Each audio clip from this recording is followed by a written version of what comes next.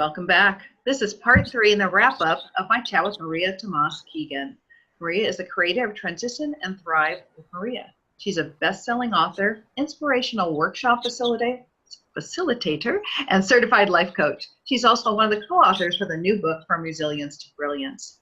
I'm Susan F. Moody, your guest host, and this is part of Maria's continuing series of interviews of women who have inspiring stories to tell, who are role models for the rest of us when it comes to learning to thrive. That's why she calls this show Tips for the Transition. Hello, María. Welcome back. Hello, Susan. Thanks so much for doing the guest host thing. It's kind of fun, actually. But we want to get back to you. We're turning tables. Remember, it's your turn.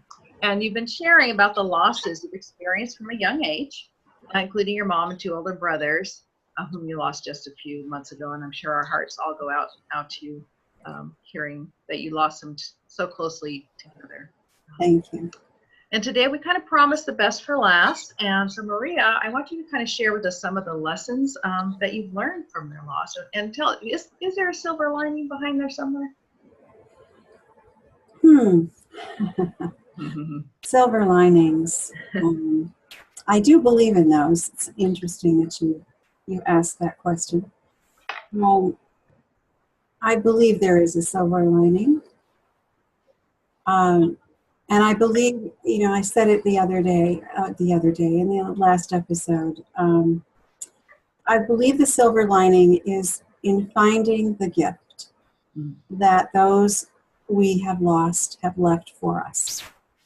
And it can come in, all shapes and sizes. It doesn't even have to be something tangible. It can be a song, it can be a thought, it can be words in our head. It can be a box like one my brother created for me, or a piece of jewelry that I wear from my other brother. Gifts that remind us of the blessing that those people were in our lives. I also think that we are best when we allow the emotions that we feel when we've lost someone or something to truly ebb and flow. It's why I called this chapter Learning to Swim in the Ebb and Flow, because I do believe that grief is very much like a wave. It can be like a tsunami sometimes.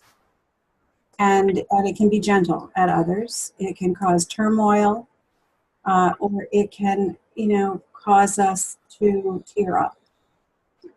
And then it goes away pretty quickly. So it's like that wave, and the wave gets more gentle over time if we allow it. So I believe we just need to allow those emotions to come and flow through us so that over time we can release them and allow them to bless us, so that we are left with something that allows us to move on in a better way, and prepares us, because loss is a fact of life. It is something we will all experience at some point in our lives, and probably more than once. And understanding it, talking about it, getting the feelings out of our body, verbalizing it, writing about it, it's cathartic, and it can help allow our bodies to physically release the stress that those emotions cause us, the inner stress, the inner turmoil. So talking it out, releasing it, allowing the ebb and flow of emotions, and understanding that what you feel, how long it takes you to feel it and to move beyond it, is all up to you. It's all a choice we all get to make. And the last thing I want to say is be gentle with yourself. Mhm. It's important that you not ignore the emotion that comes. It's important that you not stuff it down, but be gentle with how you treat yourself during this time. Be good to yourself. Take care of yourself. Get enough rest. You'll need it. Surround yourself with people who love you, support you, and honor the journey you're on. Don't ever let anyone tell you it's time. You should be done with this by now, because you won't be done with it until you're done with it, in your own terms and your own time. But don't hold it in, because that's when you get stuck. And being stuck in a place of grief is no place to be stuck. I know when we were talking together before we started this segment of the show, you had said, why did I write my chapter? I'm learning to swim in the ebb and flow, but that's the exact reason you wrote it, is to let others know they are not alone. And you can experience grief however you personally experience it. And like I said, just giving us permission to hear that from someone who deals with women in transition all the time, that it's okay to grieve on your own time, in your own way, whatever works for you, that's okay. Yeah. That's okay.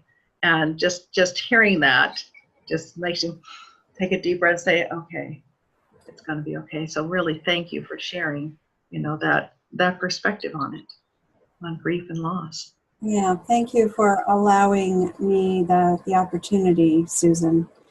It is it's an important subject. I believe loss happens throughout life. It's not just loss of people. It's loss of careers. It's loss of businesses. It's loss. There's so many things that we can lose in life, and we go through grief. Mm-hmm. So the experience we gain by going through grief and learning how we handle it personally, and how we handle it best, and who we need to surround ourselves with, and what we need, and what time we need to allow ourselves. It's all important information that can only help us as we go through life. Well, I know that even though we all know we're going to experience loss during our lives, but we're never really prepared for it. Even though we think we might be, if we have somebody that's ill and we think we're going to be ready for it, we never really are. So I know that that's a specialty for you. So how can our viewers reach out to you directly? They would need some help with the transition or just want to share their transitional story with you. How do they reach you, Maria? The best way to reach me would be through my website, I think, which is transitionandthrivewithmaria.com. Oh, perfect. Well, I've had a lot of fun today. I know it's on a very tough subject, but I appreciate you letting us turn the cameras around and really interview you today, and having you open your heart and share your story and what you've learned for loss and grief. So thank you very much, Maria, for allowing me to be your guest host. And we want to thank all the viewers, and be sure to look for the book From Resilience to Brilliance on Amazon. And you're going to love the raw and real stories that the women authors tell in pages of this book. Next time, you'll see Maria right back here in the interview seat, posting tips for their transition.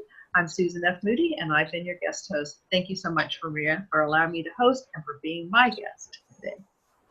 Thank you, Susan.